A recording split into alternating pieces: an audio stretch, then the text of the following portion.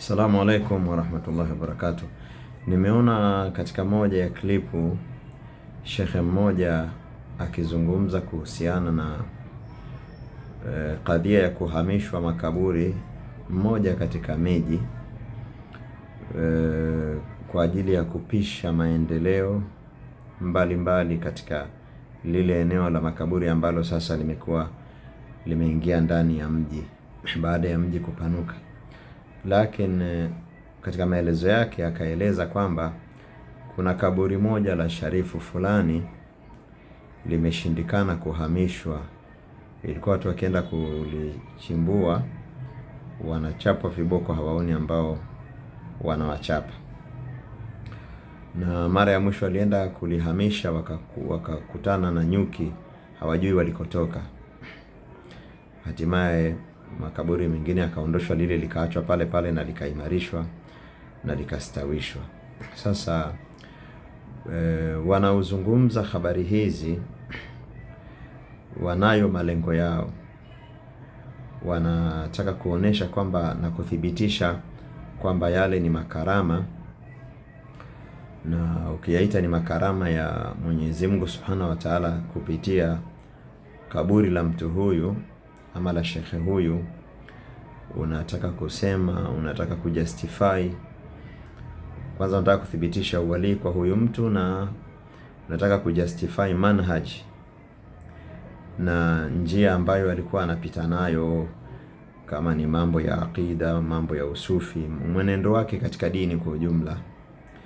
Na mara kwa mara masufi wamekuwa na hii tabia ya kutaja mambo ya makarama katika mawaidha yao, wakitumia ni kama hoja ya kukubalika tarika yao na manhaji yao kwa Mwenyezi Mungu Subhanahu wa Ta'ala. Sisi tunasema kwa kifupi kabisa, ukisoma katika vitabu vya fiqhi, vitabu vya aqida, vitabu vya usulul fiqhi, huwezi kukuta kwamba makarama ni moja katika dalili ambazo hutolewa hoja.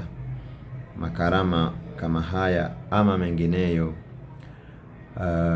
ama ndoto za maajabu, hazitumiki hata mara moja kwamba ni dalili inayothibitisha haki ya wale watu ambao wametokezewa na hayo makarama.